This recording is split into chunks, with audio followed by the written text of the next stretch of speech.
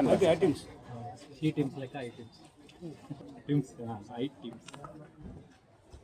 తెలంగాణ గ్రామీణ ప్రాంత ప్రజలకు అదేవిధంగా ప్రతి పౌరుడు ఉపయోగించుకునేటువంటి ఆర్టీసీ సంస్థలో కొన్ని రిఫార్మ్స్ తీసుకొచ్చే భాగంగా పెరుగుతున్నటువంటి సాంకేతికతను ఆధారంగా చేసుకొని ఐటీ మిషన్స్ అంటే క్రెడిట్ కార్డు కానీ లేదా ఇతరత్ర ఏదైతే డిజిటల్ పేమెంట్స్ ద్వారా ట్రాన్సాక్షన్ చేసేటువంటి అంశం ఉందో దాన్ని బస్సులో ప్రయాణించే వాళ్ళు ఉపయోగించుకునేటువంటి విధంగా కొత్త యాప్ తోటి కొత్త మిషనరీ తోటి ఈ యొక్క కార్యక్రమం తీసుకోవడం జరిగింది.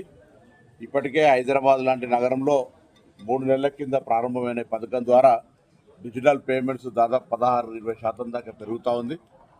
తెలంగాణలో ఇప్పటికే దాదాపు 9-10 వేల బస్సులు 6,000 బస్సుల పైన ఈ డిజిటల్ పేమెంట్ సిస్టమ్ కానీ అదేవిధంగా ప్యాసింజర్కు డెస్టినేషన్కు ఇచ్చేటువంటి విధానం లోపల ఎటువంటి డిస్టర్బెన్స్ లేకుండా తొందరగా టికెట్ ఇచ్చేటువంటి విధంగా పంచుకొట్టడము వీటికి ఆ మాన్యువల్ కాకుండా టెక్నికల్ సిస్టమ్ లోపల కన్వీనియన్స్ అండ్ అకౌంటబిలిటీ ఉండాలంటే దానికి సంబంధించిన డాటా అంతా కూడా హెడ్ ఆఫీస్లో సింక్రనైజ్ అయ్యి ఎప్పటికప్పుడు బస్సులో ఎంతమంది ప్యాసింజర్స్ ఉన్నారు, ఎక్కడి దాకా వెళ్తూ ఉన్నారు, రెవెన్యూ ఏంది అనేది అంతా కూడా ఆన్లైన్ చెక్ చేసుకునే సిస్టమ్ లోపల ఈరోజు ఆర్టీసీని వ్యవస్థీకరించడం జరిగింది.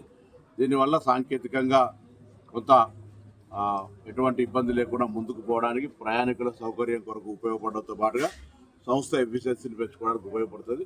అది ఈరోజు ముషీరాబాద్ డిపోలో పరిశీలించడం జరిగింది. దీన్ని మొత్తం రాష్ట్రం మొత్తంగా ఎక్స్పాన్షన్ చేయడంతో పాటుగా హైదరాబాద్ లాంటి ప్రభుత్వం తీసుకుంటున్న చర్యల్లో భాగంగా ఢిల్లీలో ఉన్నటువంటి ఏదైతే వాతావరణ కాలుష్యం ఉందో దాన్ని నివారించడానికి ఇక్కడ ఇప్పటికే రాష్ట్ర ట్రాన్స్పోర్ట్ డిపార్ట్మెంట్ నుంచి ఈవీ పాలసీలు ఇచ్చినాం.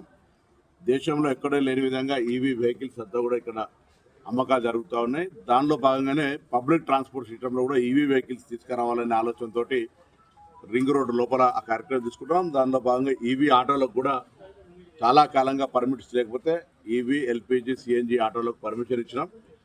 అదేవిధంగా ఈ ఆర్టీసీ సేవల్ని కూడా కొత్త కాలనీలు హైదరాబాద్ చాలా పెరుగుతూ ఉంది. కొత్త కాలనీలకు బస్ సౌకర్యం లేని వాళ్ళు దగ్గరలో మాకు హైదరాబాద్ జంట నగరాలు ఈ ఆర్ఆర్ లోపల 25-30 డిపోలు ఉన్నాయి.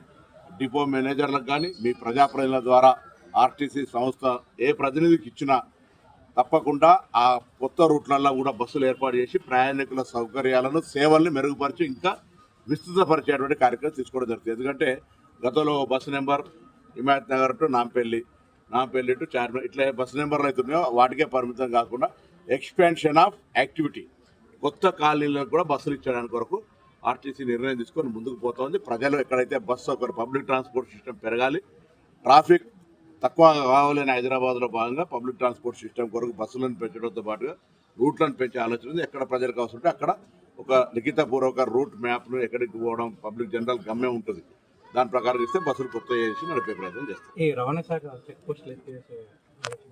ఆల్రెడీ ప్రతిపాదన ఉంది. ఇంతకుముందే కేంద్రంలో ఈ నిర్ణయం జరిగింది. దానికి సంబంధించి ప్రాసెస్లో ఉన్న వాహన సారథి ఈ దేశంలో 29 రాష్ట్రాల్లో 28 రాష్ట్రాలు వాహన సారథి లోపల ఇంక్లూడ్ అయినాయి. ఓన్లీ తెలంగాణ 10 సంవత్సరాలు నిర్లక్ష్యం చేసినారు. నేను ఎవరి మీద నింద వేయడంలే. మా ప్రభుత్వం రాగానే వాహన సారథితో లింకప్ ఎన్ఐసి ద్వారా మేము లింక్ చేసుకుంటా ఉన్నాం. అది ప్రాసెస్ కంప్లీట్ కాగానే అందుకు సంబంధించిన కార్యక్రమాలన్నీ కూడా జరుగుతాయి. ట్రాన్స్పరెన్సీ ఇంప్రూవ్మెంట్ చేయడానికి చాలామంది మాట్లాడుతూ ఉంటారు. రిఫార్మ్ చేస్తూ ఈరోజు ఈవీ పాలసీ తీసుకొస్తూ కంప్లీట్గా రిజిస్ట్రేషన్ ప్రాసెస్ను ప్రతి ఇష్యూను కూడా ఆటోమేటిక్ టెస్టింగ్ స్టేషన్స్ చేయాలని ఏదైతే ఫిట్నెస్ ఉందో ఇప్పుడు మాన్యువల్ జరుగుతూ ఉన్నది, ఎక్కడైనా లోపం ఉండొచ్చు, దాన్ని కూడా సాంకేతికంగా మార్చాలని డ్రైవింగ్ టెస్ట్ కూడా లైసెన్స్ ఢిల్లీలో పోయి చూసొచ్చినాం. దాన్ని కూడా డ్రైవింగ్ టెస్ట్ను బాజాప్తా టెక్నికల్గానే చేయాలి, పూర్తిగా సాంకేతికంగా అనేటువంటిది అనేది మార్పులు చేస్తా ఉన్నాం. సమయం తీసుకుంటుంది. రాబోయే కాలంలో కూడా అన్ని రకాల సాంకేతికమైన ఈ యొక్క నిపుణుల సలహాతోటి తీసుకొని ఎక్కడ ఎటువంటి లీకేజ్ లేకుండా చేస్తాం. రవాణా శాఖ కార్యాలయాలు అన్ని శాఖల కార్యాలయాలు జరుగుతున్నాయి. రవాణా శాఖల కార్యాలయాలు కూడా జరుగుతున్నాయి. తప్పే ఎవరైనా తప్పు చేస్తే వాళ్ళు ఎవరైనా ఏ శాఖ అయినా శిక్షార్హులే కదా. కానీ ఊరికేనే కొంత ఏదైనా జరిగితే పొరపాటు వాళ్ళు కూడా ఉద్యోగం చేస్తున్నారు, ఎవరైనా చేస్తున్నారు. ఎవరెవరికి తప్పు జరిగితే దాన్ని ఎవరు కూడా అవినీతి నిరోధక శాఖ పనిచేయాలి, ఎవరి పని వాళ్ళు చేయాలి.